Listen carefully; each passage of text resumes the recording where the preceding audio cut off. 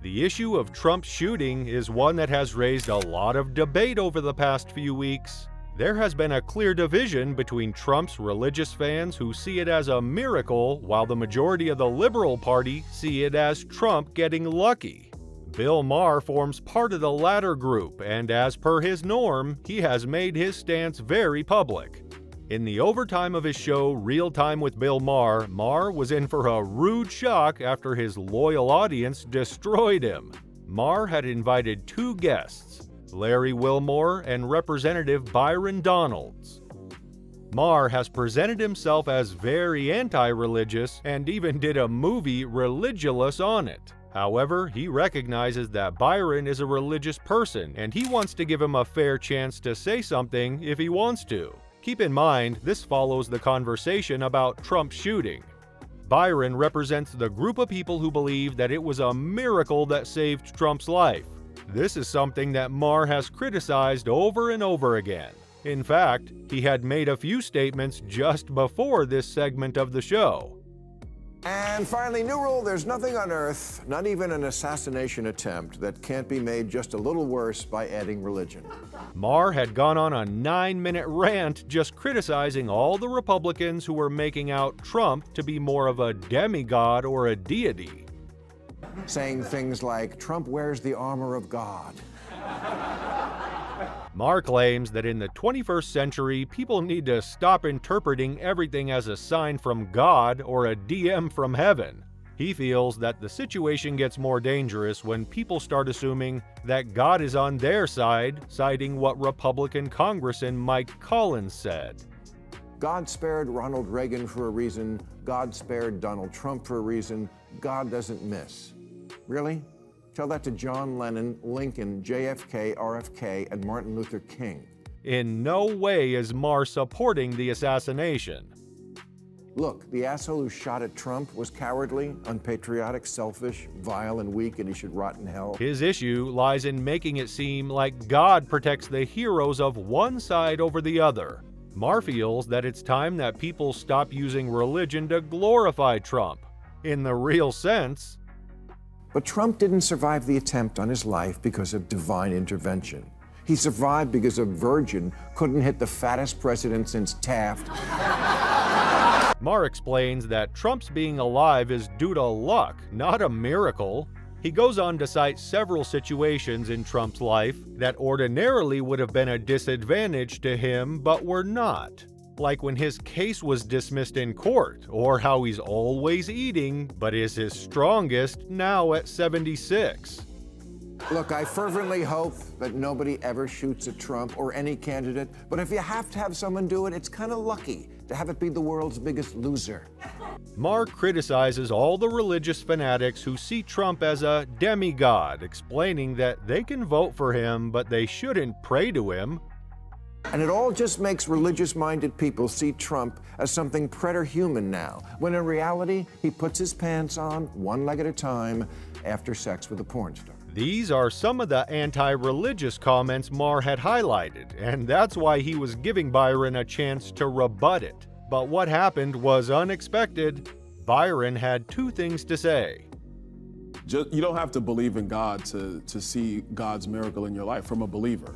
Whether you're an atheist, no matter what you believe in. He argues that whether he likes a person or not, he can recognize the fact that something equating to the hand of God moved in his life. You kind of made it sound like Donald Trump is Thanos, man. Like, nobody's trying to make him into like a demigod. He doesn't have the magical gauntlet. To this, Maher makes a sound of disapproval. Byron supported his statement by revealing that he had a conversation with Trump about the shooting incident. Literally, and I talked to him about it. The way he turned his head at the podium, which he typically will do, it was this much. And you have to acknowledge that it's not just luck. Maher cuts him off to say that it was luck. Then he asks another question. What about the guy behind him who got shot? Because, I know, but like you say, God, God's not happy with that guy? Maher claims that it's hypocritical to celebrate God saving Trump's life while someone else suffered. He's not alone in his assessment of this, as many other liberals have argued in the same way. Then Maher brings up the controversial issue of abortion. Maher's views on this topic are well known. He is pro-choice, compared to Byron, who is pro-life. This is where things get interesting. Hiding your party or hiding behind your labels if we're going to figure out how as a country and as a people we're going to move forward. Right, and I agree with that. To this, the audience applauds Byron's words, making Maher have a disgusted look on his face. At this moment, it seems as if the crowd has turned on Maher, refusing to keep listening to the abortion argument and respecting what Byron says.